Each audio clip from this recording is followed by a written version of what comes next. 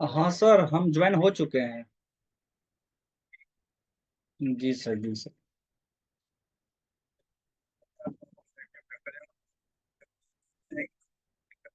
अच्छा ठीक है सर। ठीक। हाँ सर, रिकॉर्ड हो रहा है बट अभी तक कोई स्टूडेंट नहीं आया है। अच्छा, हम पढ़ना स्टार्ट कर दें सर? ठीक ठीक, ओके सर।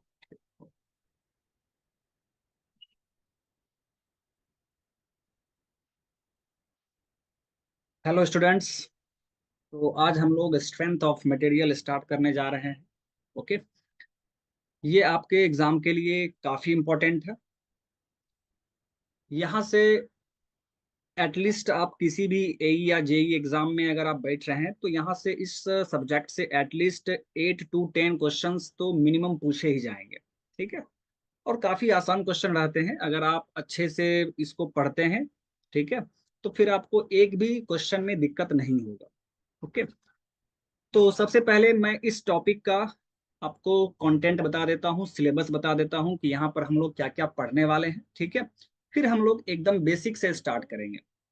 यहाँ पर हम लोग जो भी पढ़ेंगे वो एकदम बेसिक से पढ़ेंगे, और बेसिक से लेके हम लोग एक हाई लेवल तक भी जाएंगे। ठीक है, जहां तक का क्वेश्चंस आपके एग्जाम में पूछा जाता है। ओके। तो चलिए स्टार्ट करते हैं।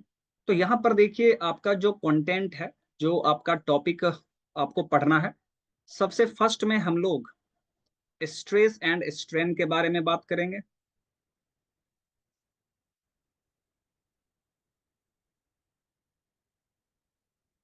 सेकेंड टॉपिक में हम लोग बेंडिंग स्ट्रेस इन बीम्स।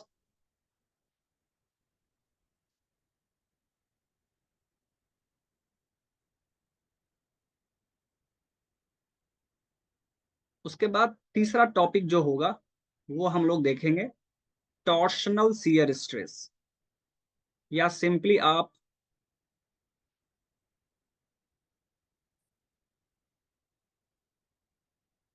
या टॉर्शन ऑफ शाफ्ट। ठीक है। फिर उसके बाद हम लोग bending moment, bending moment and shear force diagram.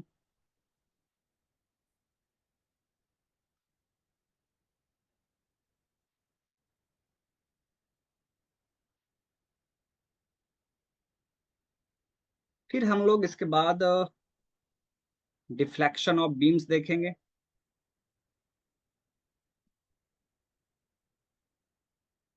इसी में हम लोग simply supported beam and cantilever beam दोनों देख लेंगे। ठीक है। फिर उसके बाद हम लोग प्रेशर वेजल्स देखेंगे।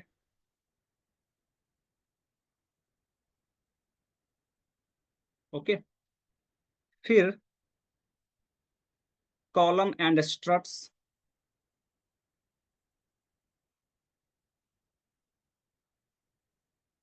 Column and struts. ठीक है। तो जनरली इतने टॉपिक आपको एई और जेई के सिलेबस में प्रेजेंट रहता है। जो फर्स्ट टॉपिक है स्ट्रेस एंड स्ट्रेन, ये थोड़ा सा बड़ा टॉपिक है।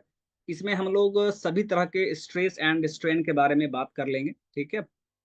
फिर उसके बाद bending stress, torsion, bending moment, shear force diagram, deflection, pressure vessels and column and struts, ये सभी टॉपिक आप लोग को यहाँ पर देखना पड़ेगा। ठीक है। तो चलिए अब हम लोग यहाँ पर सबसे पहले ये जानने की कोशिश करते हैं कि यहाँ पर स्ट्रेंथ ऑफ मटेरियल में इस टॉपिक में हम लोग क्या पढ़ते हैं। ठीक है। किस चीज के बारे में हम लोग यहाँ पर स्टडी करते हैं।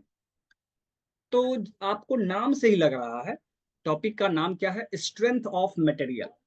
इसका मतलब क्या है? इसका मतलब ये हुआ कि हम किसी भी मटेरियल का यहाँ पर स्ट्रेंथ चेक करते हैं। फिर आप बोलेंगे सर किस चीज के लिए हम उसका स्ट्रेंथ चेक करेंगे? तो कोई भी मटेरियल है तो उस मटेरियल का हम यूज, ठीक है, कहीं पर करते हैं। जैसे फॉर एग्जांपल आप ब्रिज बना रहे हैं, तो ब्रिज में वहां पर आप मटेरियल यूज करते हैं। ठीक है। जैसे वहां पर आपका कंक्रीट हो गया, ठीक है, सैंड हो गया, रॉड हो गया, ठीक है, आप वहां पे यूज करते हैं। आपका ब्रिज बन के तैयार हो गया। सपोज ये आपका ब्रिज है। ठीक है। और ये इसका सपोर्ट है, ये सपोर्ट है। अब जो हमने ये ब्रिज बनाया है, ये हमारा ब्रिज है, जो हमने ब्रिज बनाया है, अब इस ब्रिज का हम स्ट्रेंथ चेक करेंगे ना, कि इसका स्ट्रेंथ कितना है, ये कितना फोर्स को बर्दाश्त कर सकता है। अगर हम इसका स्ट्रेंथ चेक नहीं करते हैं तो ऐसा भी हो सकता है कि मान लीजिए कि इस ब्रिज का स्ट्रेंथ काफी कम है और इस ब्रिज के ऊपर कोई हेवियर ऑब्जेक्ट यहां पर आ गया, इसके ऊपर आ गया। जब हेवियर ऑब्जेक्ट आएगा और इस ब्रिज का, इस स्ट्रक्चर का स्ट्रेंथ कम है, तो क्या होगा? तो ये ब्रिज आपका, ये स्ट्रक्चर जो है ये फेल कर जाएगा। फेल बोलने का मतलब है कि ये ब्रेक हो जाएगा, टूट जाएगा। और जब टूट जाएगा तो हमें काफी नुकसान होगा, बहुत सारे चीजों का नुकसान होगा, मनी का नुकसान होगा, ठीक है, टाइम का नुकसान होगा, ठीक है। उस एक्सीडेंट में अ, आदमी की जान भी जा सकती है, ठीक है। तो काफी चीजों का हमें नुकसान होगा। तो उस चीज से बचने के लिए हम लोग पहले ही उस स्ट्रक्चर का स्ट्रेंथ चेक कर लेते हैं। और स्ट्रेंथ चेक करने के बाद हमें यह मालूम हो जाता है कि वो कितने फोर्स को बर्दाश्त कर सकता है। हम उतने ही फोर्स को उस स्ट्रक्चर पे रखेंगे, या उसी उतने ही फोर्स को हम अलाउ करेंगे कि उस स्ट्रक्चर पर वो लग सके। ज्यादा फोर्स को हम अलाउ नहीं करेंगे, ठीक है, जिससे हमारा वो स्ट्रक्चर सेफ रहे, ठीक है। तो ये काफी इंपॉर्टेंट टॉपिक है। तो हमें हर मटेरियल के स्ट्रेंथ के बारे में पता होना चाहिए, ठीक है। तो इसीलिए ये टॉपिक काफी इंपॉर्टेंट है। एंड इस टॉपिक में हम लोग बेसिकली मटेरियल के स्ट्रेंथ के बारे में स्टडी करते हैं। ये तो बात हो गया कि यहाँ पर हम लोग किस चीज के बारे में स्टडी करेंगे। अब एक और चीज आप थोड़ा सा रिकॉल कीजिए, आप थोड़ा सा रिकॉल कीजिए। आप एक सब्जेक्ट पढ़े होंगे, इंजीनियरिंग मैकेनिक्स। इंजीनियरिंग मैकेनिक्स,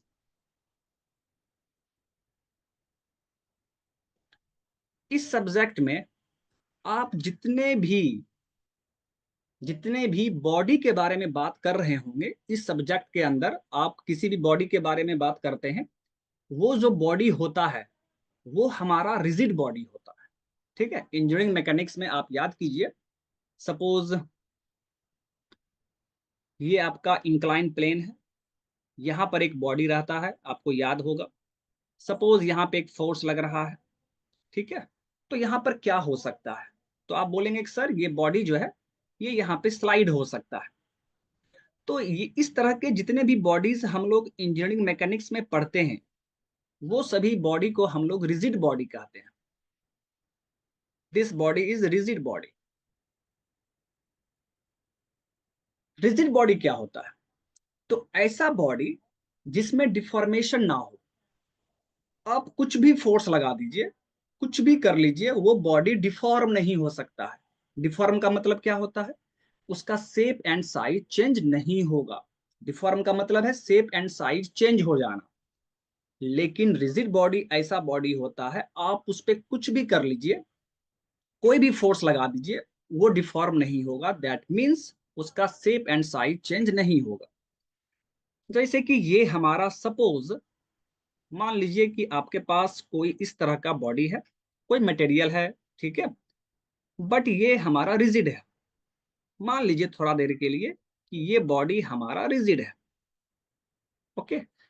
अब इस बॉडी को आप पकड़ के खींचिए। जैसे सपोज ये हमारा रिजिड बॉडी है, ये रिजिड बॉडी मान लीजिए थोड़ा देर के लिए है।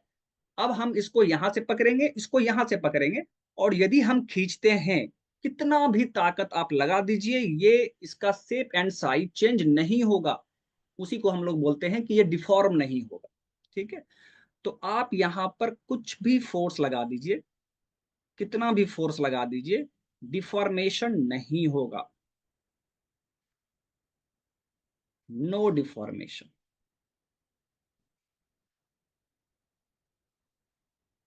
तो सिंपल लैंग्वेज में आज के बाद यदि आपसे कोई पूछता है कि बाबू बताओ रिजिड बॉडी क्या होता है, तो आपको ये बताना है, ऐसा बॉडी जिसमें किसी भी तरह का डिफॉर्मेशन ना हो, ठीक है, उसे हम लोग रिजिड बॉडी कहेंगे, ओके। तो पूरे इंजीनियरिंग मैकेनिक्स में आप जिस बॉडी के बारे में बात करते हैं वो आपका रिजिड बॉडी है। इसीलिए आपको याद होगा, आप वहां पे डिफॉर्मेशन की बात नहीं करते हैं। पूरे मैकेनिक्स में, इंजीनियरिंग मैकेनिक्स में आप डिफॉर्मेशन की बात कभी नहीं किए होंगे। वहां पर सिर्फ हम डिस्प्लेसमेंट की बात करते हैं कि बॉडी है, बॉडी पर हम फोर्स लगाएंगे तो वो कितना डिस्प्लेस होगा, कितना फोर्स लग रहा होगा, क्या एक्सेलरेशन होगा उसका, हम बस ये सब बात करते हैं। वहां पर हम डिफॉर्मेशन की बात नहीं करते हैं, क्योंकि वहां पर शेप और साइज चेंज नहीं होता है। ठीक है, तो ये तो हो गया बाबू इंजीनियरिंग मैकेनिक्स के बारे में। बट बट यहां पर इस टॉपिक के अंतर्गत स्ट्रेंथ ऑफ मटेरियल में हम लोग जिस बॉडी के बारे में बात करेंगे, उस बॉडी को हम लोग कहते हैं डिफॉर्मेबल बॉडीज। उस बॉडी को आप क्या कहेंगे? Deformable body. ओके, या इसी को आप दूसरे नामों से भी बुला सकते हैं। इसी को हम लोग फ्लेक्सिबल बॉडी भी बोलते हैं, फ्लेक्सिबल बॉडी। या एक और नाम भी है इसका, इसका एक और नाम भी है, इसको हम लोग रेजिस्टेंट बॉडी कहते हैं, रेजिस्टेंट बॉडी। ठीक है, मैं थोड़ा सा पूरा बेसिक से आ रहा हूं। ठीक है, तो हम लोग पूरे अच्छे से देखेंगे कि आखिर यहाँ पर हम लोग पढ़ते क्या है। ठीक है, तो देखिए, मैकेनिक्स में तो हो गया, रिजिड बॉडी के बारे में बात करते हैं। बट इस सब्जेक्ट में स्ट्रेंथ ऑफ मटेरियल में हम जिस बॉडी के बारे में बात करेंगे वो हमारा डिफॉर्मेबल बॉडी होगा। अब देखिए, पूरी दुनिया में दो ही तरह का बॉडी होता है। आप अपने आसपास जितने भी बॉडी को देखते हैं, ठीक है, उसमें दो ही बॉडी हो सकते हैं, एक रिजिड बॉडी, एक डिफॉर्मेबल बॉडी। रिजिड बॉडी में डिफॉर्मेशन नहीं होगा, एंड डिफॉर्मेबल बॉडी का नाम से ही लग रहा है, जो डिफॉर्म हो सके। डिफॉर्मेबल दो वर्ड से मिलके बना हुआ है, डिफॉर्म एंड एबल। जो डिफॉर्म हो सके उस बॉडी को हम डिफॉर्मेबल कहेंगे। तो दुनिया में दो ही तरह के बॉडी प्रेजेंट होते हैं, एक रिजिड एंड दूसरा डिफॉर्मेबल। ओके, अब यहां से देखिए,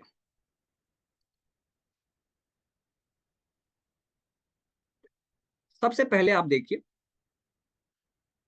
रिजिड बॉडी। अगर मैं आपसे पूछूं कि बाबू बताइए रिजिड बॉडी का एग्जाम्पल क्या होगा, ठीक है, रिजिड बॉडी का एग्जाम्पल क्या होगा, तो आप बोल सकते हैं। ठीक है, जैसा कि आप अपने आसपास देखते होंगे तो आप बोल सकते हैं कि सर घर का छत हो गया, वो हमारा रिजिड हो गया। ठीक है, और भी आप घर में अपना बेड देखते होंगे, टेबल देखते होंगे, तो आपको लगता होगा कि वो रिजिड है।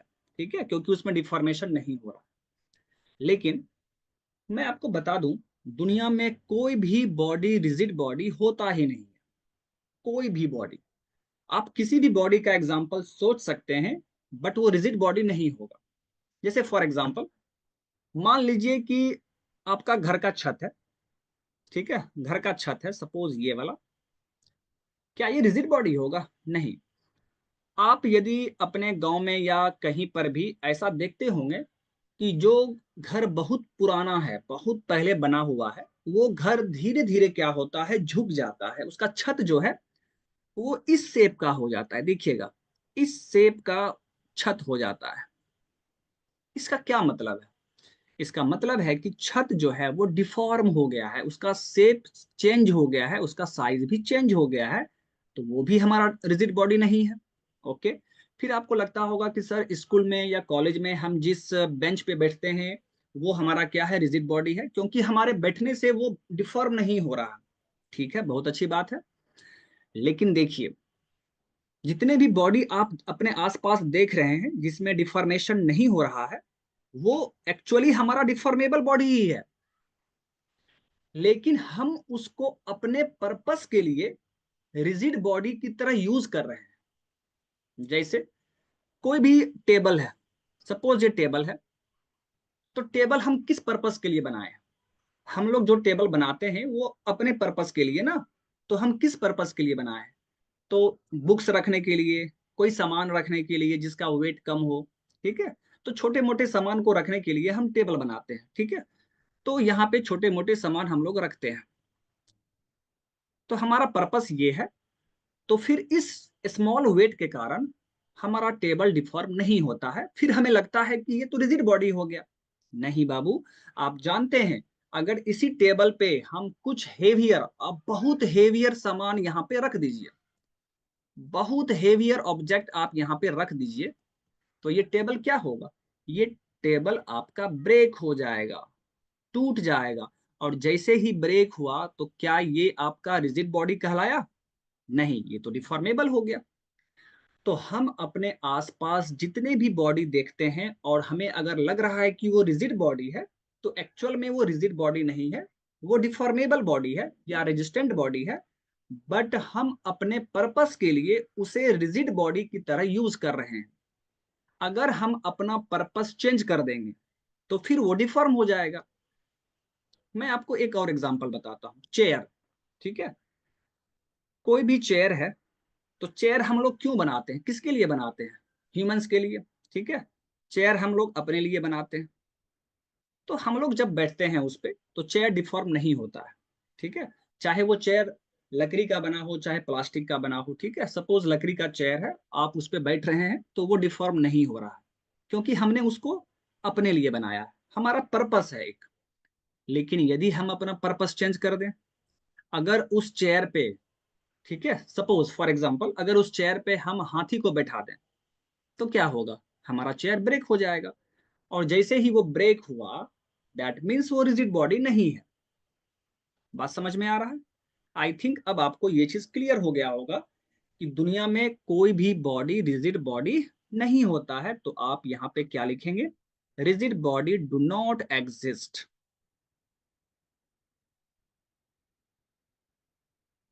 ठीक है, we use resistant body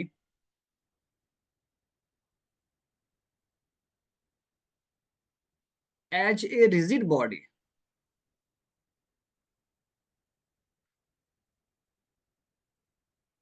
as a rigid body for our purpose, for our purpose. बात समझ में आ रहा है? ठीक है, तो चलिए, तो दुनिया में दो ही तरह के बॉडी होंगे, rigid and deformable. Rigid body हम लोग इंजीनियरिंग मैकेनिक्स में पढ़ते हैं, एंड स्ट्रेंथ ऑफ मटेरियल में हम लोग डिफॉर्मेबल बॉडी के बारे में बात करेंगे। नाउ आई थिंक अब आपको ये चीज क्लियर हो गया होगा। ठीक है, और स्ट्रेंथ ऑफ मटेरियल में हम क्या पढ़ते हैं? हम लोग मटेरियल के स्ट्रेंथ के बारे में पता करेंगे। ठीक है, कि कोई भी मटेरियल फेल होने से पहले, फेल होने से पहले कितना फोर्स, कितना लोड को वो विथ स्टैंड कर सकता है, बर्दाश्त कर सकता है, उसको संभाल सकता है फेल होने से पहले, वही उसका स्ट्रेंथ होगा। स्ट्रेंथ का हिंदी आप क्या बोल सकते हैं? ताकत। जैसे हम अपने बारे में भी बोलते हैं कि हमारे बॉडी का स्ट्रेंथ थोड़ा घट रहा है या ज्यादा हो गया है, इसका क्या मतलब है? हमारे बॉडी का ताकत ज्यादा हो गया है। तो किसी भी मटेरियल का स्ट्रेंथ बोलने का मतलब है कि वो कितना ज्यादा फोर्स को बर्दाश्त कर सकता है फेल होने से पहले। बात समझ में आ रहा? जो जितना ज्यादा फोर्स को बर्दाश्त करेगा उसका स्ट्रेंथ उतना ज्यादा कहलाएगा। कुछ मटेरियल ऐसे होते हैं जो बहुत कम फोर्स को बर्दाश्त कर पाएगा, संभाल पाएगा, तो उसका स्ट्रेंथ बहुत कम होगा। ओके, चलिए, तो ये था आपका स्ट्रेंथ ऑफ मटेरियल का कुछ बेसिक पॉइंट्स कि ये होता क्या है, हम लोग इसे पढ़ते क्यों है। ठीक है, ओके, आइए अब यहां से हम लोग शुरुआत करते हैं। अब यहां से आपका सब्जेक्ट स्टार्ट हो रहा है। तो चलिए, सबसे पहले हम लोग यहाँ पर किस चीज के बारे में बात करेंगे? हम लोग यहाँ पर सबसे पहले आज की क्लास में लोड के बारे में बात करेंगे। यहीं से अब आपका क्लास शुरू हो रहा है, लोड। ठीक है, ओके, आइए देखिए, लोड का मतलब क्या होता है।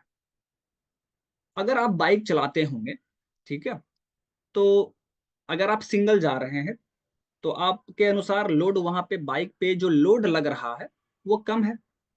अगर डबल लोड, अगर डबल कोई आदमी उस पर आ गया, या ट्रिपल आप आदमी को कैरी कर रहे हैं बाइक पर, तो आप क्या बोलेंगे? आप बोलेंगे सर अब बाइक पे लोड ज्यादा काम कर रहा है, ज्यादा लोड हो गया है, ऐसा आप बोलते हैं। तो इसका क्या मतलब हुआ? लोड का मतलब क्या हुआ? तो लोड का मतलब हुआ कि कोई भी चीज कितना फोर्स, सिंपल लैंग्वेज में कितना फोर्स उस पर काम कर रहा है, उसी को हम लोड कहेंगे। ओके, ठीक है, तो लोड को आप बेसिकली क्या बोलेंगे सिंपल लैंग्वेज में? कि लोड क्या होता है? तो फोर्स होता है, फोर्स होता है। बट क्या सिर्फ फोर्स को ही हम लोड कहेंगे? नहीं, मोमेंट को भी हम लोग फोर्स कहते हैं, सॉरी लोड कहते हैं। मोमेंट को भी हम लोड कहेंगे, ठीक है। तो लोड का मतलब है या तो कोई फोर्स या तो कोई मोमेंट। फोर्स तो आपको समझ में आ गया होगा, बट मोमेंट समझ में नहीं आया होगा। तो चलिए हम लोग समझते हैं। जैसे मान लीजिए ये बॉडी है, एकदम ध्यान से बस सुनना है, काफी आसान है, सब कुछ समझ में आएगा आपको। आइए, मान लीजिए कि ये बॉडी है, कोई भी मटेरियल है, ठीक है। अभी इस पे किसी भी तरह का लोड काम कर रहा है क्या?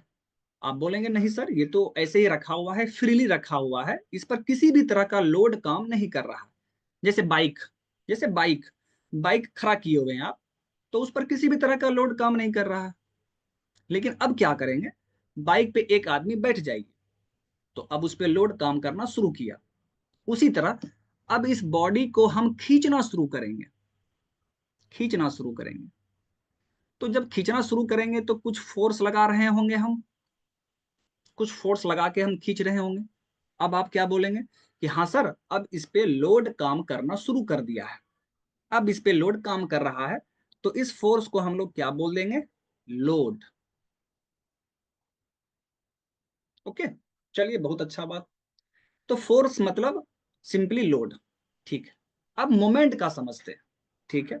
मोमेंट का मतलब क्या होता है? आप मैकेनिक्स पढ़े होंगे, तो मैकेनिक्स में आप मोमेंट पढ़े होंगे, ठीक है। तो मोमेंट देखिए, यहाँ पर आप दो तरह का मोमेंट पढ़ेंगे, एक बेंडिंग मोमेंट, एक ट्विस्टिंग मोमेंट, ठीक है। और सिंपल लैंग्वेज में आपको मैं यदि मोमेंट बताना चाहूं, तो आइए देखिए।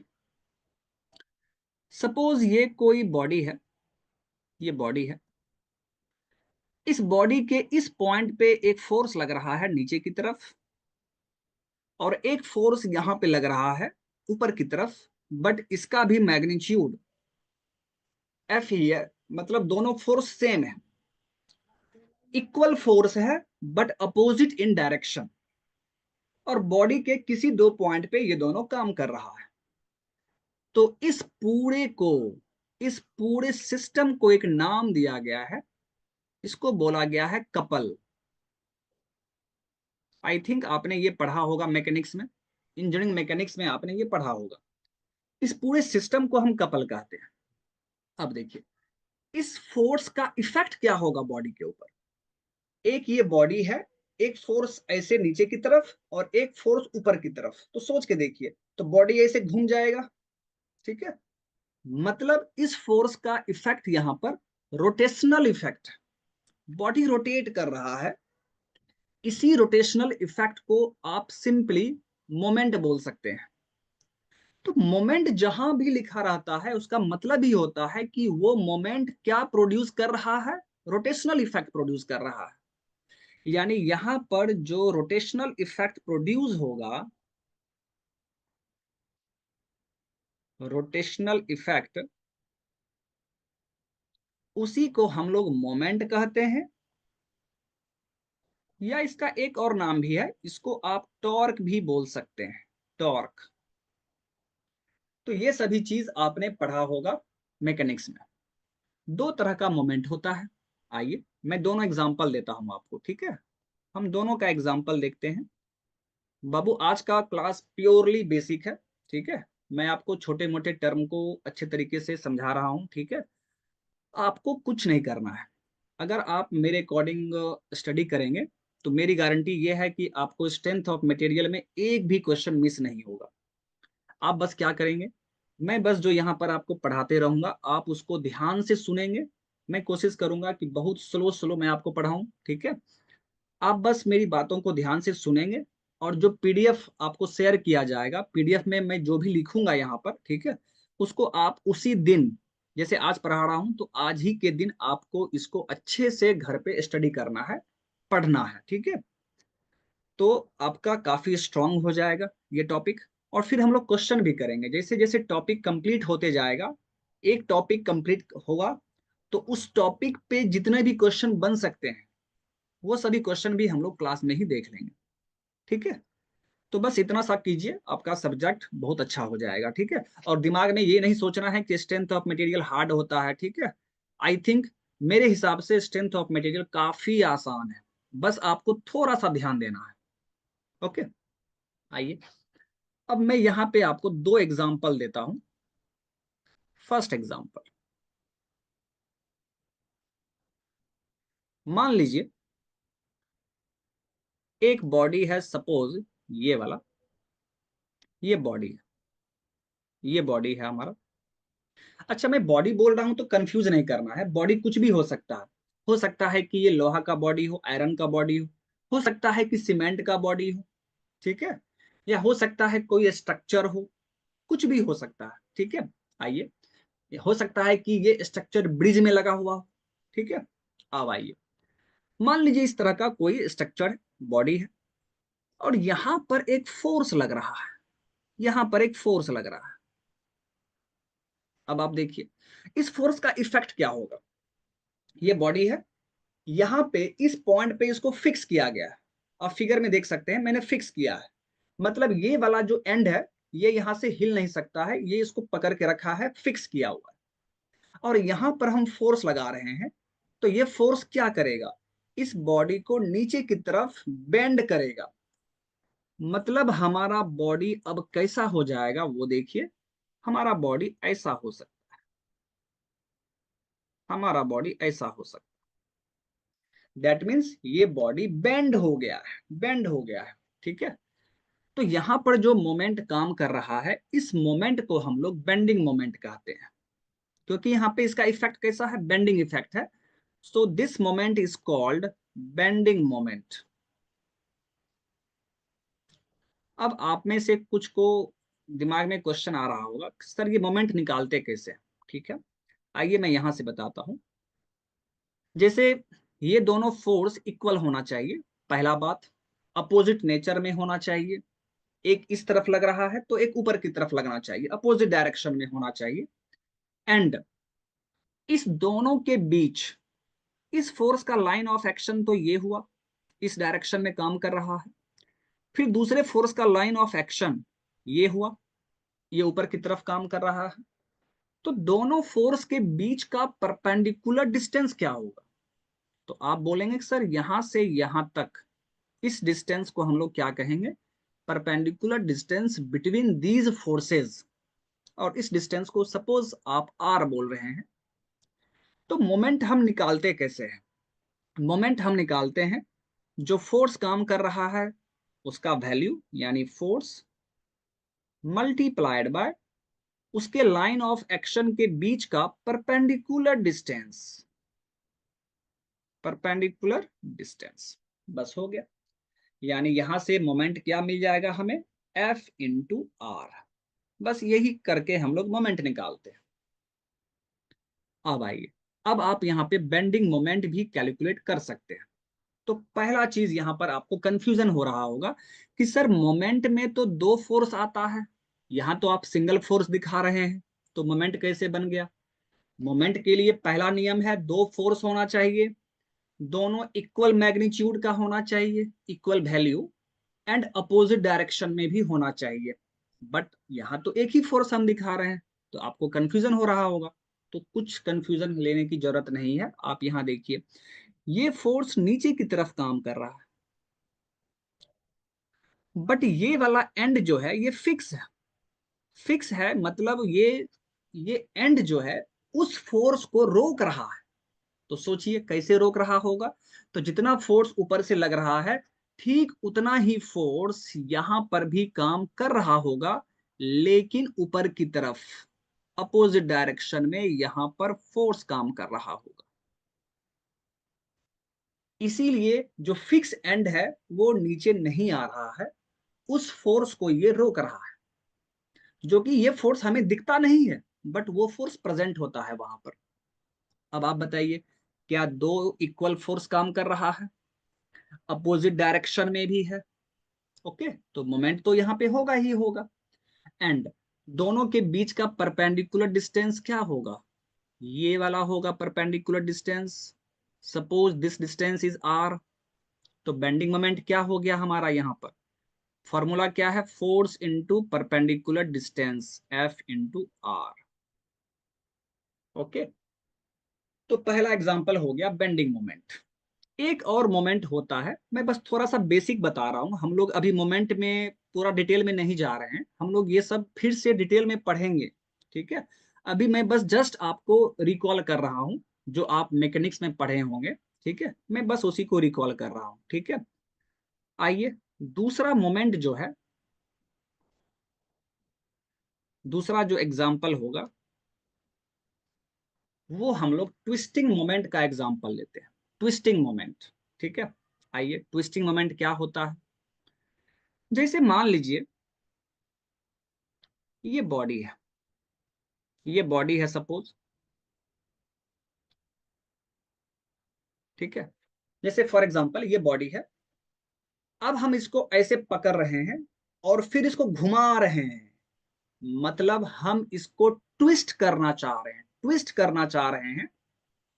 तो यही जो हम लोग घुमा रहे हैं ना इसको, दैट मोमेंट, घुमा रहे हैं मतलब क्या, मोमेंट का मतलब ही होता है रोटेशनल इफेक्ट, रोटेशन होना चाहिए, तभी हम मोमेंट कहेंगे। तो आप इसको पकड़ कर घुमा रहे हैं मतलब रोटेशनल इफेक्ट प्रोड्यूस कर रहे हैं। कैसे, ट्विस्टिंग, ट्विस्ट करके आप इसको ट्विस्ट कर रहे हैं, तो इसी मोमेंट को हम लोग ट्विस्टिंग मोमेंट कहेंगे। ठीक है, मतलब आप यहाँ पे इसको ऐसे करके पकड़ के घुमा रहे हैं। ठीक है, ऐसे पकड़ के आप घुमा रहे हैं। ठीक है, तो इसी को हम लोग ट्विस्टिंग मोमेंट कहते हैं, या इसी को हम टॉर्क कहते हैं। तो यहाँ पे टी क्या है, टी इज ट्विस्टिंग मोमेंट,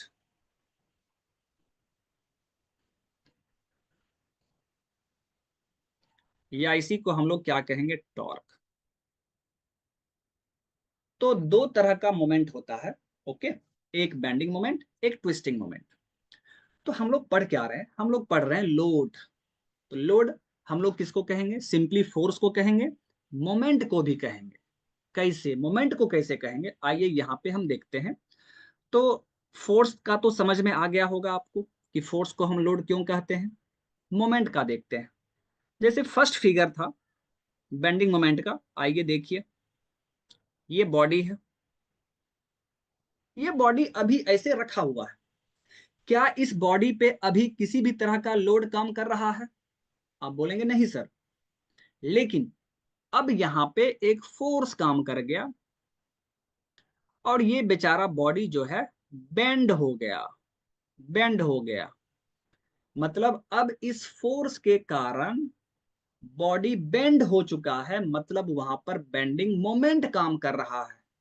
और ये बॉडी तब तक बेंड रहेगा, ऐसे करके रहेगा जब तक कि ये फोर्स काम कर रहा होगा। ठीक है, अगर ये फोर्स हटाएंगे तो हो सकता है कि बॉडी थोड़ा ऊपर आ जाए, या हो सकता है कि नहीं भी आए। ठीक है, वो हम बाद में देखेंगे कि कब ऊपर आएगा कब नहीं आएगा, वो बात की बात है।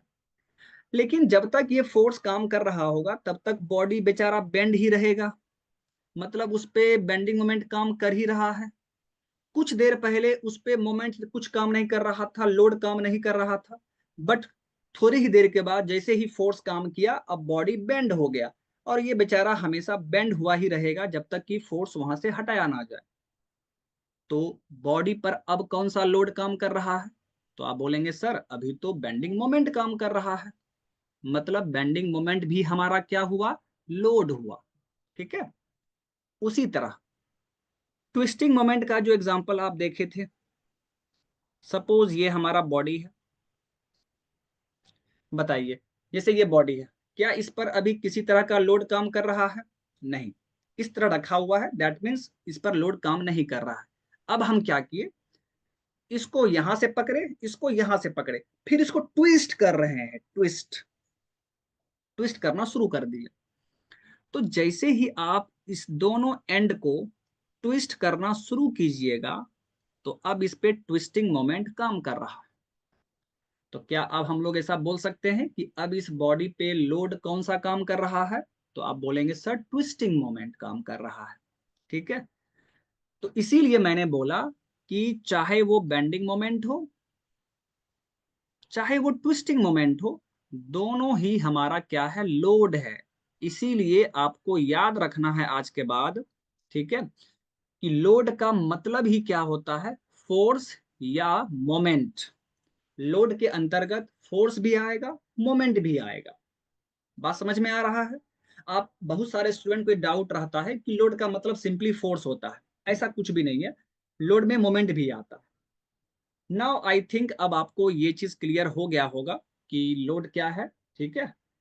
चलिए, ये तो लोड का बेसिक डेफिनेशन था या इसका बेसिक नॉलेज था। अब आपको यहाँ पर पढ़ना क्या है, अब आपको पढ़ना है टाइप्स ऑफ लोड, लोड का टाइप्स, ठीक है। चलिए हम लोग स्टार्ट करते हैं।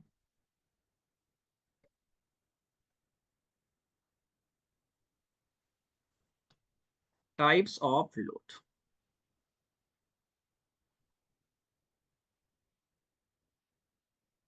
आइए, हम लोग यहाँ पे लोड का क्लासिफिकेशन तीन तरीके से करेंगे।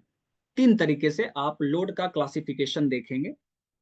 सबसे पहले हम लोग टाइम के रिस्पेक्ट में देखेंगे कि टाइम के रिस्पेक्ट में लोड को हम लोग किस तरह क्लासिफाई कर सकते हैं, ठीक है।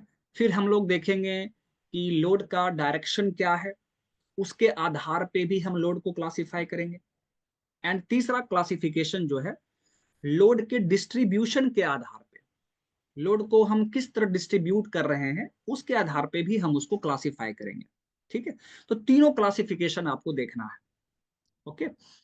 लेकिन उसके पहले मैं सबसे पहले आपको बेसिक क्लासिफिकेशन बताता हूं, सबसे बेसिक, फिर हम लोग उसका एक्चुअल क्लासिफिकेशन देखना शुरू करेंगे, ठीक है।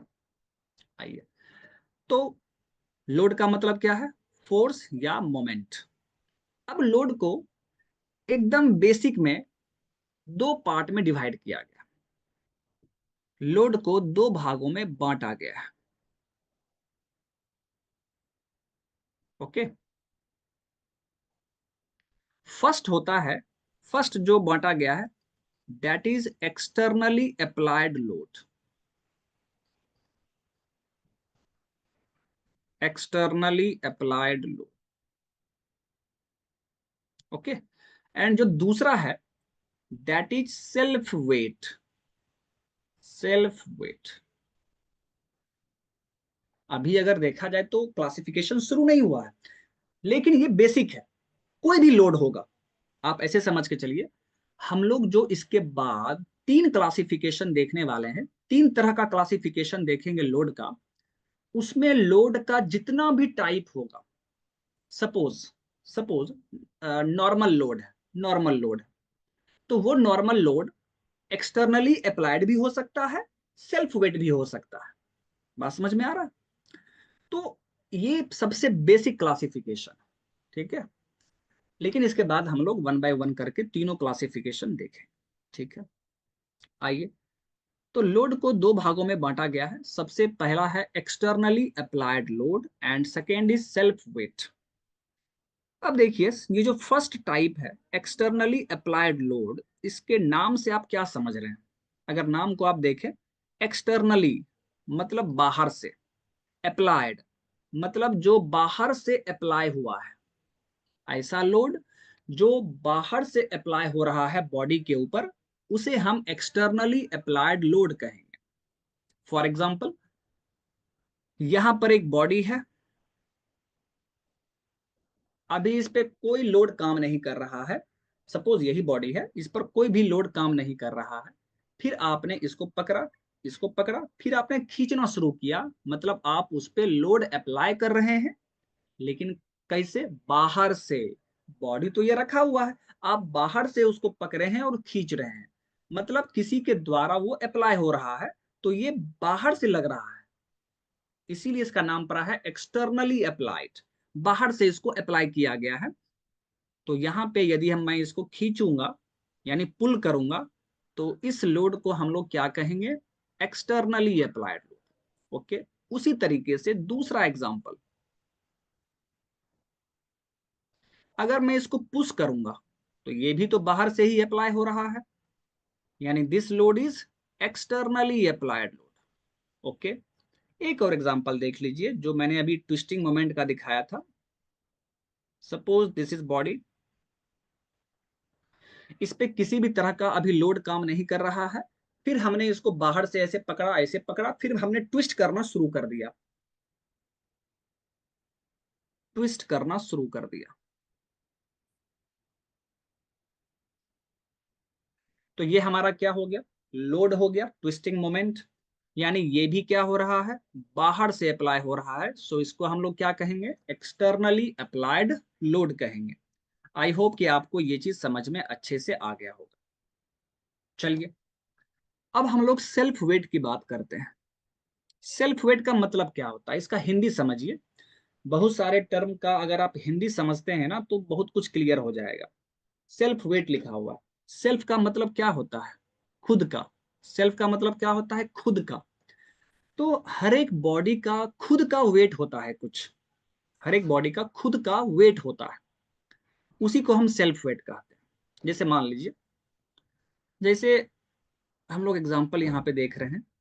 मान लीजिए कि एक बॉडी है, हमने उस बॉडी को यहाँ पे लटका रखा है, हैंग करके रखा है। सपोज हम इस बॉडी को हैंग करके रखें। जब आप बॉडी को हैंग करके रखिएगा तो सोचिए यहाँ पे क्या होगा।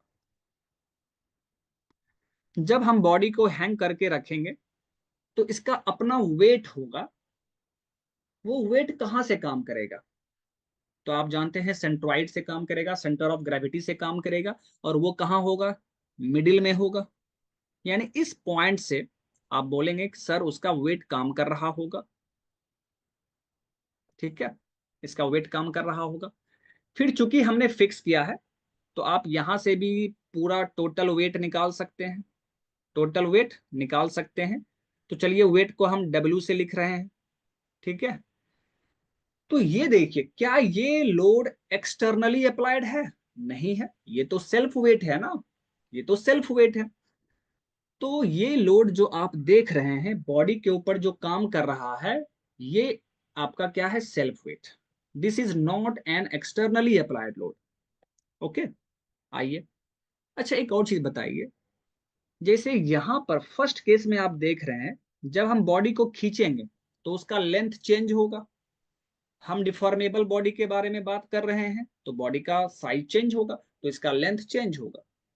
दूसरा केस में हम लोग उसको कंप्रेस कर रहे हैं, पुश कर रहे हैं, तो ये क्या होगा, कंप्रेस होगा, इसका लेंथ डिक्रीज करेगा। तीसरा केस में देखिए, हम लोग उसको ट्विस्ट कर रहे हैं तो वो बॉडी क्या होगा, ट्विस्ट हो जाएगा। उसी तरह इस केस में क्या होगा, बाहर से लोड अप्लाई नहीं भी हो रहा है, फिर भी उसके सेल्फ वेट के कारण ये बॉडी धीरे धीरे इसका लेंथ चेंज होगा। ज्यादा चेंज नहीं होगा, बट थोड़ा सा इसका लेंथ चेंज हो जाएगा। क्यों, उसके अपने वेट के कारण उसमें थोड़ा सा डिफॉर्मेशन हो जाएगा। ठीक है, आप कोई भी बॉडी अपने घर में आप उसको हैंग कर दीजिए। सपोज किसी बॉडी का वेट ज्यादा है, आप उसको हैंग कर दीजिए। हैंग करने से पहले आप उसका लेंथ मेजर कर लीजिए और फिर हैंग कर दीजिए। हैंग करने के कुछ टाइम के बाद, एक दिन 2 दिन के बाद आप उसका फिर से लेंथ मेजर कीजिए, तो आप देखेंगे कि दोनों में फर्क नजर आएगा आपको। इसका मतलब है कि बॉडी में इतना लेंथ चेंज हुआ होगा, इतना लेंथ चेंज हो गया होगा। बात समझ में आ रहा है। तो इस तरह के लोड को हम लोग सेल्फ वेट कहते हैं। ठीक है, ये बाहर से नहीं लग रहा है, ये बॉडी का अपना लोड है। उसी तरह ये बॉडी है, जैसे छत, मैंने सबसे पहले स्टार्टिंग में छत का एग्जांपल लिया था ना। आइए, सपोज ये छत है। जब आप न्यू बनाते हैं तो उस टाइम तो कोई दिक्कत नहीं है, लेकिन कुछ सालों के बाद, कुछ सालों के बाद आपका ये बॉडी क्या होगा, धीरे धीरे ये आपका झुकने लगेगा। धीरे धीरे ये क्या होगा, झुकने लगेगा। बात समझ में आ रहा है। क्यों झुकने लगा, सोचने की बात है, क्यों झुकने लगा। तो खैर खैर छत पर तो हम लोग भी चलते हैं, हम लोग भी चलते हैं, बहुत सारा सामान वगैरह हम लोग छत पे रखते हैं, तो उसको आप छोड़ दीजिए थोड़ा देर के लिए। लेकिन छत का वजन भी तो है अपना, छत का अपना वेट भी तो है। ठीक है, तो छत का जो वेट होगा ना, वो तो बीच में काम कर रहा होगा जी। तो ये हमारा लोड हो गया, तो इसके कारण वो छत धीरे धीरे झुकना शुरू हो जाता है। बात समझ में आ रहा है, मतलब वो डिफॉर्म होना शुरू हो जाता है। तो कोई जरूरी नहीं है बाबू कि हमेशा एक्सटर्नली अप्लाइड लोड ही काम करेगा और सिर्फ उसी के कारण बॉडी का लेंथ या डायमेंशन चेंज होगा, ऐसा कोई जरूरी नहीं है। बॉडी का सेल्फ वेट भी काम करता है और उस सेल्फ वेट के कारण बॉडी में भी डिफॉर्मेशन होता है। ओके, आई होप कि आपको ये चीज अच्छे तरीके से समझ में आ गया होगा। तो लोड का सबसे बेसिक क्लासिफिकेशन यही है, इसको दो भागों में बांटा गया है, externally applied and self weight. Okay, चलिए अब हम लोग इसके आगे मूव करते हैं। आइए, अब हम लोग जो यहाँ पे क्लासिफिकेशन करेंगे वो अब अच्छे से करेंगे, और ये आपको ध्यान देना है। जैसा कि मैंने आपको बताया, हम लोग तीन तरह से क्लासिफाई करेंगे। चलिए, सबसे पहले हम लोग लोड को क्लासिफाई कर रहे हैं with respect to time. With respect to time, हम लोग टाइम के रिस्पेक्ट में लोड को क्लासिफाई करेंगे। ओके, आइए।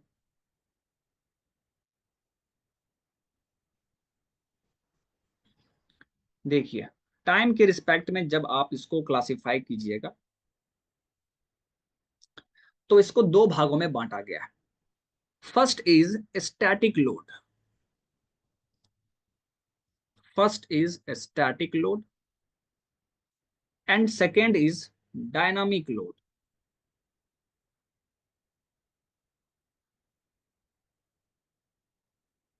एक और चीज मैं आपको एक और चीज मैं आपको थोड़ा सा क्लियर कर देता हूं, ठीक है।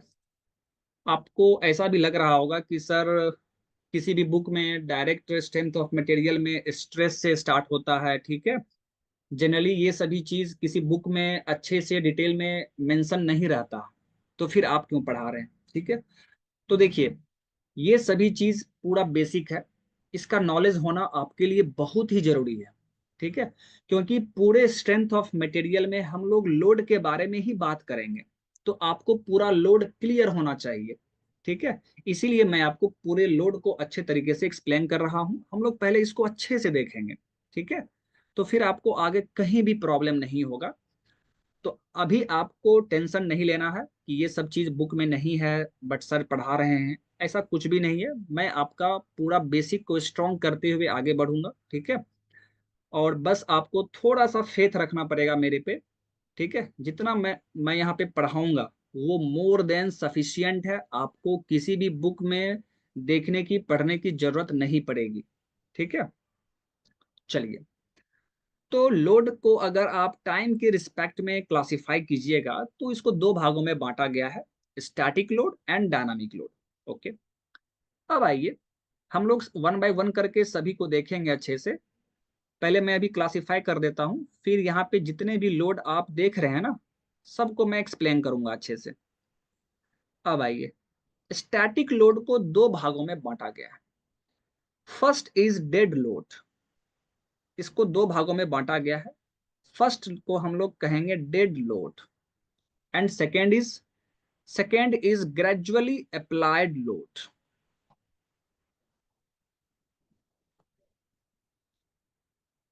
Gradually applied load. ओके, चलिए अब यहाँ पे हम लोग देखते हैं डायनामिक लोड। डायनामिक लोड को भी दो भागों में बांटा गया है। First is impact load.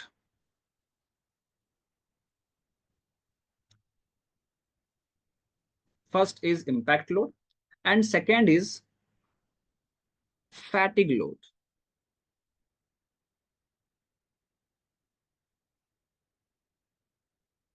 आइए, इम्पैक्ट लोड का एक और नाम है, इसको हम लोग सडनली अप्लाइड लोड भी कहते हैं। Suddenly applied load. Okay, and fatigue load का भी और कुछ नाम है, वो देख लीजिए। जैसे हम इसे वेरिएबल लोड भी कहते हैं, वेरिएबल लोड। या हम लोग इसे साइक्लिक लोड भी कहते हैं, या हम लोग इसे फ्लक्चुएटिंग लोड भी कहते हैं।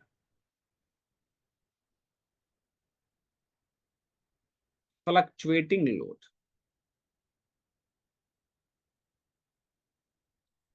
तो यही क्लासिफिकेशन है लोड का टाइम के रिस्पेक्ट में।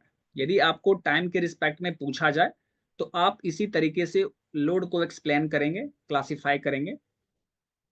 तो इसको दो भागों में बांटा गया है, स्टैटिक एंड डायनामिक। और स्टैटिक में दो टाइप आता है, dead load and gradually applied load. Dynamic में दो टाइप आएगा, इम्पैक्ट एंड फैटिग। चलिए हम लोग अब वन बाय वन करके इसके बारे में बात करते हैं। सबसे पहले हम लोग स्टैटिक लोड के बारे में बात करेंगे, ठीक है। आइए, फर्स्ट इज स्टैटिक लोड।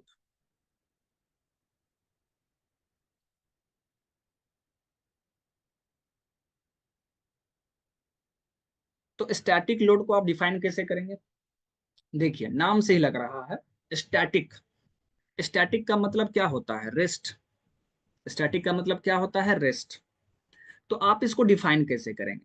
तो देखिए, ऐसा लोड मतलब ऐसा फोर्स या ऐसा मोमेंट, ठीक है। तो मैं लोड अगर बोल रहा हूं तो आपके माइंड में वो चीज आ जाना चाहिए कि लोड का मतलब या तो हो सकता है कि फोर्स होगा, या तो हो सकता है मोमेंट होगा, ठीक है। तो ऐसा लोड जिसका मैग्नीट्यूड या डायरेक्शन टाइम के साथ चेंज ना कर रहा हो। हम लोग टाइम के रिस्पेक्ट में देख रहे हैं ना। तो ऐसा लोड जिसका मैग्नीट्यूड या डायरेक्शन टाइम के साथ चेंज ना कर रहा हो, उसे हम स्टैटिक लोड कहेंगे। फिर यहां पर मैग्नीट्यूड का मतलब क्या है? आप यहाँ पे मैग्नीट्यूड, मैंने आपको बोला, तो मैग्नीट्यूड का मतलब क्या है? मैग्नीट्यूड का मतलब होता है वैल्यू, यानी उसका वैल्यू, कितना वैल्यू काम कर रहा है, कितना उसका न्यूमेरिकल वैल्यू है, ठीक है। वो वैल्यू चेंज नहीं होगा कभी टाइम के साथ, ठीक है। या डायरेक्शन भी चेंज नहीं होना चाहिए। तो उस लोड को हम स्टैटिक लोड कहेंगे। तो चलिए सबसे पहले मैं डेफिनेशन लिख दे रहा हूं, फिर हम लोग एग्जांपल भी देखेंगे, ठीक है। The load whose magnitude and direction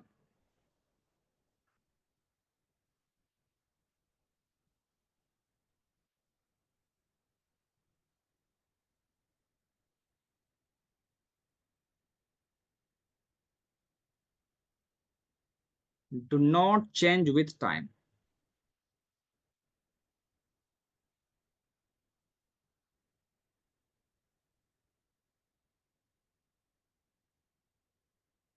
is called static load।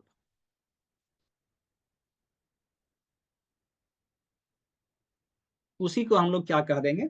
Static load कह देंगे, ठीक है। आइए, अब आप एक चीज सोचिए, जितने भी स्ट्रक्चर हैं, जितने भी स्ट्रक्चर हैं, ठीक है। आइए, जैसे मान लीजिए कि ये कोई स्ट्रक्चर है,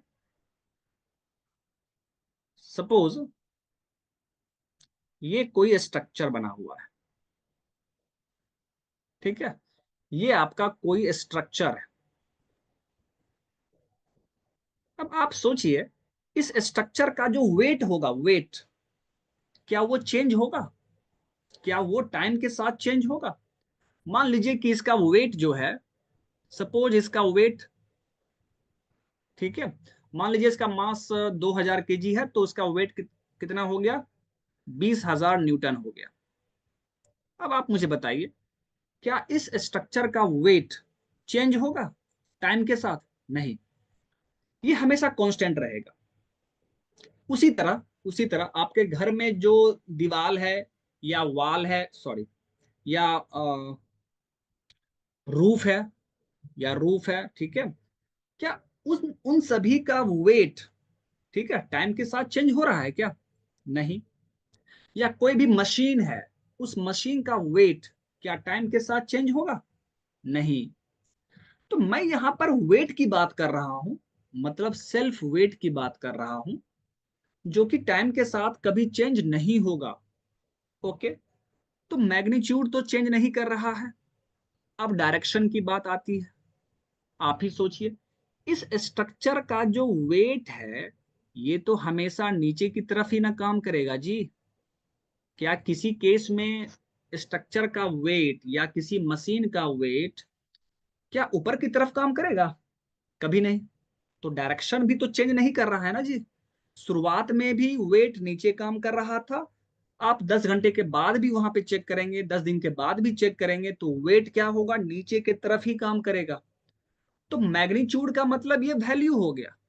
इसी वैल्यू को बोलेंगे मैग्नीट्यूड। एंड डायरेक्शन तो आप देख ही रहे हैं, वो टाइम के साथ चेंज नहीं होगा। तो उस लोड को हम स्टैटिक लोड कहेंगे। यानी this load is your static load, is your static. ठीक है। स्टैटिक लोड में और भी एग्जांपल होते हैं, वो हम लोग भी देखेंगे। अब आइए, अब स्टैटिक लोड का मैंने दो क्लासिफिकेशन बताया था। एक था आपका डेड लोड। डेड लोड ये कुछ स्पेशल नहीं है, इसमें हम लोग कुछ ज्यादा नहीं देखने वाले हैं। ठीक है। आइए, डेड लोड। डेड लोड का मतलब क्या है? तो नाम से ही लग रहा है डेड, मतलब वो लोड में, अगर इसका हिंदी देखा जाए तो डेड का हिंदी क्या होता है? मरा हुआ। मतलब इसका भी मैग्नीट्यूड, इसका मैग्नीट्यूड टाइम के साथ चेंज कभी भी नहीं होगा। इसीलिए इसका नाम पड़ा है डेड लोड। ठीक है। तो आप सिंपली बोल सकते हैं magnitude and direction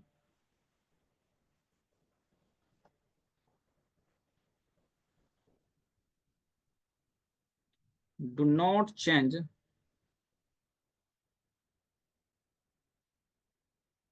with time. Okay. और इसका एग्जाम्पल क्या होगा? जैसा कि आप जानते हैं कि कोई भी स्ट्रक्चर होगा या कोई भी मशीन होगा, उसके वेट को हम डेड लोड कहेंगे या स्टैटिक लोड कहेंगे। ठीक है। तो आइए हम लोग इसका एग्जाम्पल आपको लिख देते हैं। एग्जाम्पल क्या होगा? वेट ऑफ एनी स्ट्रक्चर और मशीन्ड कंपोनेंट्स।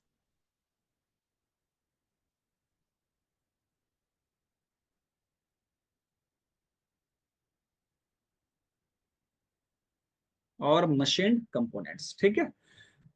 अब यदि मैं आपसे पूछूं कि जब डेड लोड का वेरिएशन नहीं हो रहा टाइम के साथ, तो यदि हम लोग इसका वेरिएशन को ग्राफ के हेल्प से प्लॉट करना चाहें, आइए,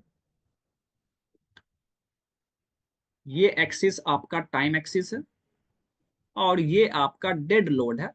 लोड को हम टी से डिनोट कर रहे हैं। This is your dead load, या आप इसको वेट भी बोल सकते हैं। तो यहां पर वेरिएशन कैसा होगा? तो क्या टाइम के साथ डेड लोड लोड चेंज हो रहा है? नहीं, वो कांस्टेंट है। टाइम बढ़ रहा है बट उसका वैल्यू क्या होगा? कांस्टेंट रहेगा, उसका मैग्नीट्यूड चेंज नहीं कर रहा है। तो उसे हम क्या कहेंगे? डेड लोड कह देंगे। तो ये फिगर किसका है? तो this figure is for variation of, variation of dead load with time. Time के साथ डेड लोड का ये वेरिएशन है। बात समझ में आ गया? तो स्टैटिक लोड क्या होता है? स्टैटिक लोड ऐसा लोड होता है जिसका मैग्नीट्यूड या डायरेक्शन टाइम के साथ चेंज ना हो। ठीक है। इसी में जो फर्स्ट आपका टाइप था वो क्या था? Dead load. तो डेड लोड का मतलब वही है जिसका मैग्नीट्यूड या डायरेक्शन टाइम के साथ चेंज ना हो रहा हो, उसको हम लोग डेड लोड बोल देंगे। तो फिर इसका एग्जाम्पल क्या होगा? जितने भी स्ट्रक्चर हम लोग देखते हैं या कोई भी मशीन का कंपोनेंट है, वो हमारा, उसका जो वेट होगा वो डेड लोड के कैटेगरी में आएगा। तो डेड लोड का अगर वेरिएशन हम देखना चाहें टाइम के साथ, तो वो क्या होगा? कांस्टेंट होगा। ठीक है। वो वैल्यू क्या होगा? उसका हमेशा कांस्टेंट रहेगा। सो आई होप कि आपको यहां तक समझने में किसी भी तरह का दिक्कत नहीं हुआ होगा। ठीक है, चलिए अब हम लोग इसके आगे स्टैटिक लोड का सेकेंड क्लासिफिकेशन, जिसे हम लोग क्या बोलते हैं, ग्रेजुअली अप्लाइड लोड। देखिए यहाँ पे स्टैटिक लोड का सेकेंड क्लासिफिकेशन क्या है, ग्रेजुअली अप्लाइड लोड। तो आज के क्लास में हमारा कोशिश ये रहेगा कि ग्रेजुअली अप्लाइड लोड कंप्लीट हो जाए। ठीक है, चलिए स्टार्ट करते हैं। ग्रेजुअली अप्लाइड,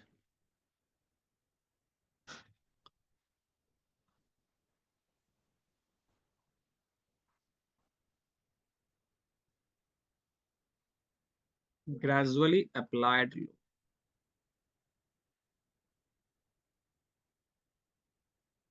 आइए देखिए,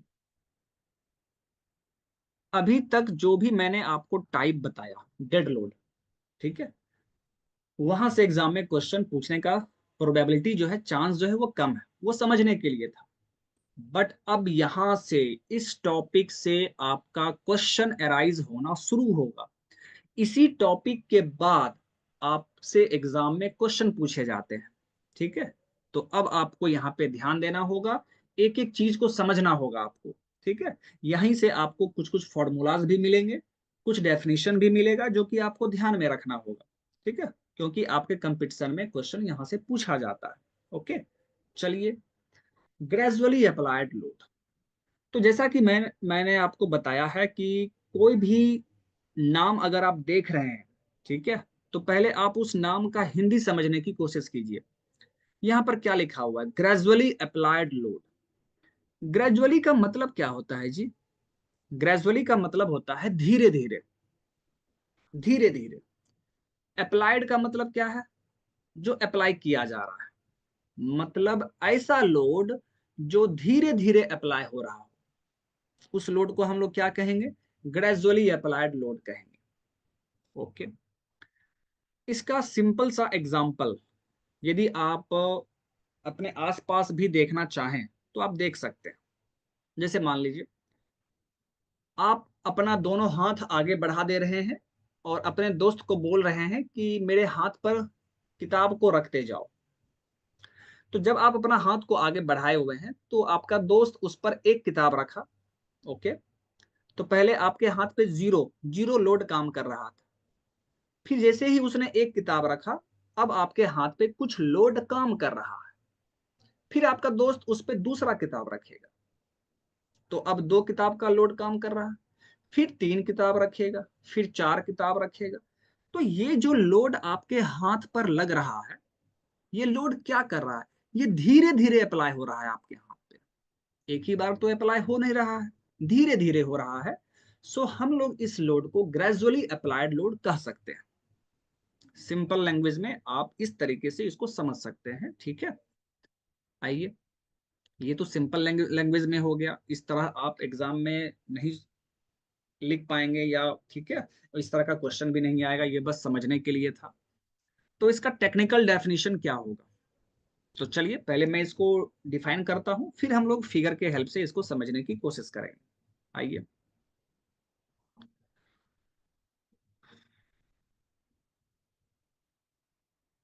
the load whose magnitude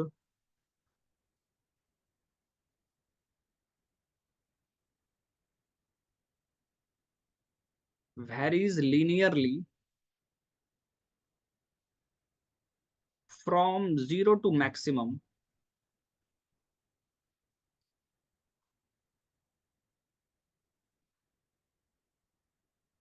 from 0 to maximum, and then remains constant,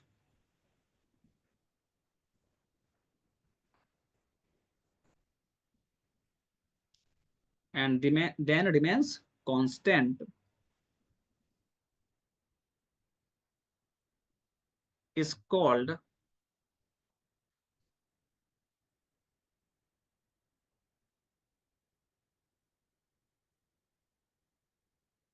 gradually applied।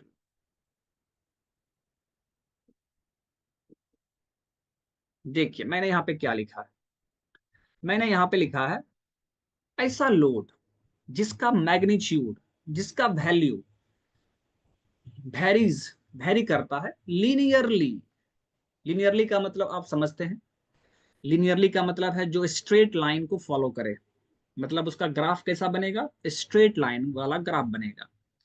तो ऐसा लोड जिसका वैल्यू लीनियरली वेरी कर रहा है, कहां से कहां तक, जीरो से लेकर मैक्सिमम तक, और फिर मैक्सिमम होने के बाद वो कांस्टेंट हो जाए, तो उसे हम ग्रेजुअली अप्लाइड लोड कहेंगे। अब आइए, अब इस डेफिनेशन के बाद आपको एक हल्का सा कंफ्यूजन होने लग गया होगा कि सर ये ग्रेजुअली अप्लाइड लोड तो स्टैटिक लोड का क्लासिफिकेशन है, उसी का टाइप है, और स्टैटिक लोड में आपने बताया कि उसका मैग्नीट्यूड चेंज नहीं हो सकता है टाइम के साथ। बट यहां पर ग्रेजुअली अप्लाइड लोड में तो आप लिख रहे हैं, सॉरी, मैग्नीट्यूड चेंज कर रहा है टाइम के साथ। तो फिर हम इसे ग्रेजुअली अप्लाइड लोड को हम स्टैटिक लोड क्यों बोलते हैं फिर? पहला डाउट आपके दिमाग में ये आ गया होगा। आइए उस चीज को हम क्लियर करेंगे, ठीक है। तो आइए सबसे पहले मैं इसका ग्राफ ड्रॉ करता हूं, ठीक है। जैसे हमने पिछले डेड लोड में देखा था, लोड का वेरिएशन टाइम के रिस्पेक्ट में, ठीक उसी तरीके से हम लोग यहाँ पर टाइम के रिस्पेक्ट में हम लोग लोड को यहाँ पे ग्राफ पे प्लॉट करेंगे, ठीक है। पी आपका क्या है, पी आपका लोड है, ओके। आइए, तो डेफिनेशन के अकॉर्डिंग ये लोड जीरो से वेरी करेगा जी, ये लोड जीरो से वेरी करेगा, ओके। ये लीनियरली वेरी कर रहा है, देखिए जीरो से लीनियरली वेरी कर रहा है, फिर मैक्सिमम हो गया और उसके बाद कांस्टेंट हो गया। देख रहे हैं, जीरो से वेरी किया मैक्सिमम तक और फिर उसके बाद कांस्टेंट हो गया है। यानी ये जो वैल्यू आप देख रहे हैं, this value is maximum value, maximum load वहां पे काम कर रहा है। जीरो से मैक्सिमम गया और फिर कांस्टेंट हो गया, तो उसे हम ग्रेजुअली अप्लाइड लोड कहते हैं, ठीक है। तो अभी तक आपको थोड़ा बहुत तो कंफ्यूजन है ही, मैं अभी जस्ट दूर करूंगा कंफ्यूजन को कि आखिर हम इसे स्टैटिक लोड क्यों बोलते हैं। बट उसके पहले मैं एक एग्जांपल देना पसंद करूंगा। आइए, सबसे पहले तो आप ये देख लीजिए कि किस केस में हम बोलेंगे कि हमारा जो लोड है वो ग्रेजुअली अप्लाइड लोड है। आइए, ये आपका बॉडी है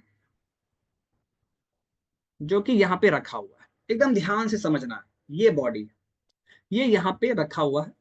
अभी इस पे किसी भी तरह का लोड काम कर रहा है क्या? नहीं, जीरो काम कर रहा है, ठीक है। फिर मैंने इसको पकड़ा, यहां भी मैंने पकड़ा, बस पकड़ के रखे हैं, तो क्या अभी भी इस पे कोई लोड काम कर रहा है? नहीं। अब हम इसको खींचना शुरू करेंगे, ठीक है। पहले लोड जीरो था, आप खींचना शुरू किए, तो अब लोड क्या होगा, बढ़ना शुरू होगा। जीरो से वन गया, फिर टू गया होगा, फिर थ्री गया होगा। तो आप यहां से अपना ताकत लगाते हुए खींच रहे हैं, क्या वो लोड एकाएक बढ़ेगा? नहीं, आप धीरे धीरे उसको अपना ताकत लगाते हुए खींच रहे हैं, ठीक है। तो वो लोड भी क्या होगा, धीरे धीरे बढ़ेगा, जीरो से बढ़ना शुरू होगा। तो जीरो से कहां तक बढ़ेगा? क्या आपका, आप जो लोड अप्लाई कर रहे हैं, क्या आपके पास इन्फिनाइट पावर है? क्या आप उसको इन्फिनिटी तक खींचते हुए लेके जाएंगे? नहीं, आपका एक स्ट्रेंथ है, ठीक है, आपका एक पावर है, ठीक है। तो आपका लोड जो अप्लाई कर रहे हैं वो जीरो से मैक्सिमम जाएगा, फिर उसके बाद आप क्या करेंगे, और लोड नहीं बढ़ा सकते हैं, फिर वो लोड क्या होगा, कांस्टेंट हो जाएगा।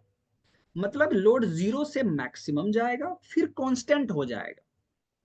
वही चीज यहां पर मैंने दिखाया है, जीरो पहले काम कर रहा था, फिर जीरो से मैक्सिमम गया और फिर कांस्टेंट हो गया। अब आइए, तो मान लीजिए कि यहां पर 15 न्यूटन का फोर्स काम कर रहा है, 15 न्यूटन। तो इस तरह का फिगर कहीं भी, इस तरह कहीं भी अगर आपको बोला जा रहा है कि एक बॉडी है उस पे 15 न्यूटन का पुलिंग पुलिंग फोर्स काम कर रहा है, तो इसको देखकर ही समझ जाना है कि ये जो फोर्स है ना, this is our gradually applied load. ऐसा क्यों जी? सबसे पहले जब ये काम नहीं कर रहा होगा तो उस टाइम बॉडी पे कितना लोड काम कर रहा होगा? 0 न्यूटन। फिर वो धीरे धीरे बढ़ा होगा, 0 से 1 2 3 4 5 करके बढ़ा होगा। फिर कहां तक गया? 15 तक गया है। 15 तक गया, 0 न्यूटन से 15 न्यूटन तक गया और फिर कांस्टेंट हो गया। तो जब भी आप इस तरह का फिगर देखें जहां पे आपको फोर्स का वैल्यू दिया रहे, आपको समझ जाना है कि ये ग्रेजुअली अप्लाइड लोड है और हमेशा ग्रेजुअली अप्लाइड लोड को हम मैक्सिमम मैग्नीट्यूड से दिखाते हैं, मैक्सिमम वैल्यू से दिखाते हैं। हालांकि इसका वैल्यू कैसे कैसे वैरी कर रहा है, पहले 0 फिर 1 फिर 2 फिर 3 से कहां तक? 15 तक जा रहा है ना जी। तो हम इस लोड को किस किससे दिखाएंगे? क्या हम 0 से दिखाएंगे? क्या हम 1 से दिखाएंगे? क्या हम 2 से दिखाएंगे? नहीं, जो मैक्सिमम वैल्यू है ना जी, हम उसी से दिखाते हैं। मतलब फिगर में हम वही फोर्स दिखाएंगे, इसीलिए यहाँ पे 15 न्यूटन दिखाया जा रहा है। तो ये देख के ही आप समझ जाएंगे कि ये मैक्सिमम मैग्नीट्यूड है।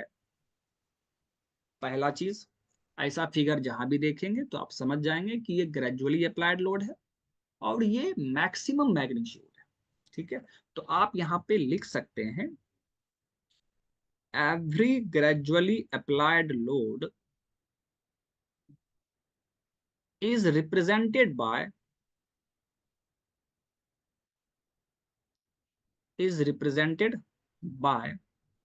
maximum magnitude.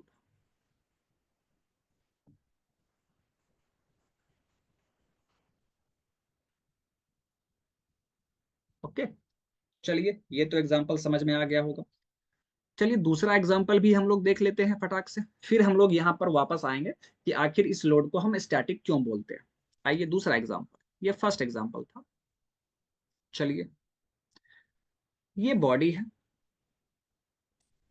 इस पर अभी किसी भी तरह का लोड काम नहीं कर रहा है। ठीक है, ये बॉडी है, इस पर किसी भी तरह का लोड काम नहीं कर रहा है।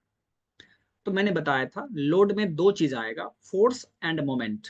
तो फोर्स का तो हम दिखा दिए, अब मोमेंट का देखते हैं। तो इस पे किसी भी तरह का लोड काम नहीं कर रहा है। अब आपने इसको पकड़ लिया, यहां भी पकड़ लिया, अभी भी काम नहीं कर रहा है, लेकिन अब आप इसको ट्विस्ट करना शुरू कर दिए। ठीक है, तो दोनों दोनों तरफ से ट्विस्ट कर रहे हैं ना, इधर से भी हम ट्विस्ट कर रहे हैं, इधर से भी ट्विस्ट कर रहे हैं। तो ट्विस्टिंग भी क्या होगा? 0 से बढ़ना शुरू होगा। तो क्या आप एक ही बार लगा देते हैं? नहीं, आप धीरे धीरे लगाते हैं। आपको भले कितना भी लगे कि सर हम तो फटाक से लगा दिए, तेजी से लगा दिए, नहीं, वो धीरे धीरे बढ़ रहा है। बात समझ में आ रहा है? वो धीरे धीरे बढ़ रहा है, उसमें टाइम लगेगा। तो मान लीजिए कि वो टॉर्क का वैल्यू सपोज 10 न्यूटन मीटर है। फिर वही चीज, सबसे पहली बात, ये हमारा क्या होगा? ग्रेजुअली अप्लाइड लोड, धीरे धीरे बढ़ा होगा, 0 से 10 तक गया होगा। मतलब इसका वैल्यू जो है वो 0 न्यूटन मीटर से लेकर कहां तक गया होगा? 10 न्यूटन मीटर तक गया होगा। तीसरा चीज, वैल्यू कैसे कैसे बढ़ा होगा? 0 1 2 3 से लेकर कहां तक? 10 तक गया होगा। बट हम किससे रिप्रेजेंट करते हैं? मैक्सिमम वैल्यू से, तो हम 10 से रिप्रेजेंट कर रहे हैं और मैक्सिमम होने के बाद वो कांस्टेंट हो जाता है, अब वो चेंज नहीं करेगा। ओके, फिर यहां पर देखिए, तो इस लोड को तो आप ग्रेजुअली अप्लाइड लोड बोल दीजिएगा। ठीक है, मोमेंट भी है, उससे कोई फर्क नहीं पड़ता है, मोमेंट को भी तो हम लोड कहते ही हैं। ठीक है, so this is our gradually applied load. ठीक है, और इसका जो वैल्यू है वेरीज फ्रॉम 0 टू मैक्सिमम। तो आप ऐसे भी लिख सकते हैं, इट्स वैल्यू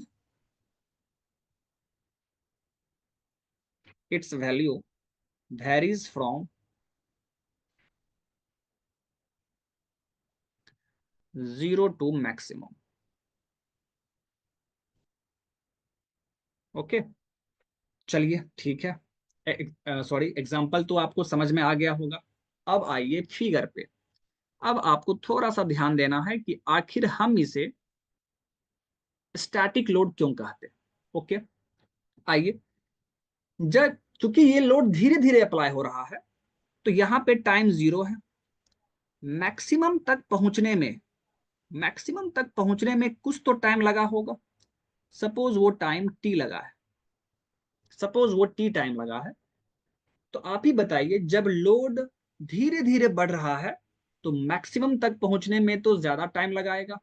यानी यहां पर टी क्या है, यहां पर टी ज्यादा है। T is more to reach maximum magnitude. Maximum magnitude तक पहुंचने में ज्यादा टाइम लग रहा है। ठीक है, ओके। अब आप देखिए, तो यहां पर चलिए कोई भी दो पॉइंट लीजिए, कोई भी दो point. Suppose this is first point, this is second point. इस पॉइंट पे टाइम कितना है, तो मान लेते हैं T1 टाइम है। और इस पॉइंट पे टाइम कितना है, सपोज T2 टाइम है। ठीक है, मतलब दो पॉइंट लिए हैं हम, दोनों पॉइंट के बीच में जो डिफरेंस है वो कम है, कम टाइम का डिफरेंस है। तो लोड का कितना डिफरेंस है, लोड का कितना डिफरेंस होगा ये भी आप देख लीजिए। तो आप क्या देख रहे हैं कि सर जितना डिफरेंस टाइम में लग रहा है उतना ही डिफरेंस लोड में भी है, delta P. And this is your delta T. मतलब टाइम में जो डिफरेंस आ रहा है उतना ही डिफरेंस तो लोड में भी है। मतलब जिस रेट से टाइम बढ़ रहा है उसी रेट से लोड भी बढ़ रहा है। तो अगर मैं आपसे पूछूं कि लोड टाइम के साथ चेंज कर रहा है, तो ये जो चेंज हो रहा है, लोड का जो वेरिएशन है टाइम के साथ, वो ज्यादा है या बहुत कम है। तो आप बोलेंगे सर बहुत कम है। कैसे, वो देखिए, इतना टाइम चेंज हुआ तो यहाँ पे लोड का वेरिएशन भी उतना ही कम हुआ, ज्यादा वेरिएशन नहीं हुआ है। तो टाइम के रिस्पेक्ट में लोड में काफी कम चेंज होगा। ठीक है, थोड़ा सा टाइम बढ़ेगा, आप ऐसे सोचिए, थोड़ा सा टाइम बढ़ेगा तो ठीक उतना ही थोड़ा सा लोड बढ़ेगा। तो लोड का वेरिएशन टाइम के रिस्पेक्ट में नेग्लिजिबल है, बहुत ही स्मॉल है। तो जब वेरिएशन बहुत धीरे धीरे हो रहा है तो इस वेरिएशन को हम लोग नेग्लेक्ट कर देते हैं, उसको नहीं मान के चलते हैं। ये मान लेते हैं कि बहुत ही कम है, उसको जीरो मान लेते हैं, यानी नेग्लिजिबल मान लेते हैं। और ये सोचकर चलते हैं कि ये हमारा स्टैटिक लोड ही है, मतलब लोड का वेरिएशन यहाँ पर टाइम के साथ नहीं हो रहा है, ऐसा हम लोग मानकर चलते हैं।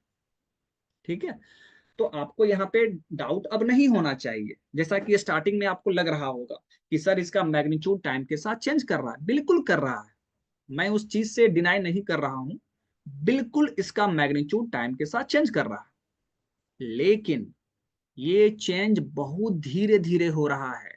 ठीक है, आप देखिए ना, बहुत ज्यादा टाइम लगा रहा है मैक्सिमम मैग्नीट्यूड तक पहुंचने में, धीरे धीरे बढ़ रहा है।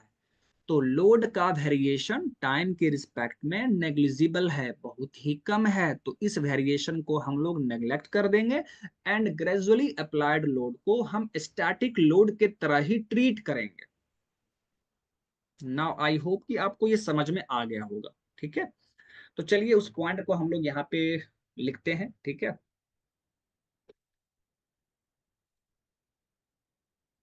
Here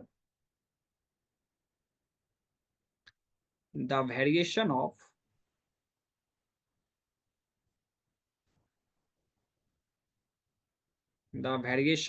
load with respect to time is very small। बहुत ही कम वेरिएशन हो रहा है। So it is neglected, so it can be neglected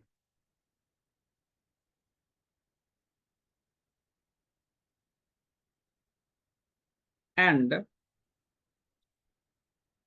gradually applied load, ये शॉर्ट में हम लिख रहे हैं। ठीक है, आप ग्रेजुअली अप्लाइड लोड को शॉर्ट में लिख सकते हैं GAL करके।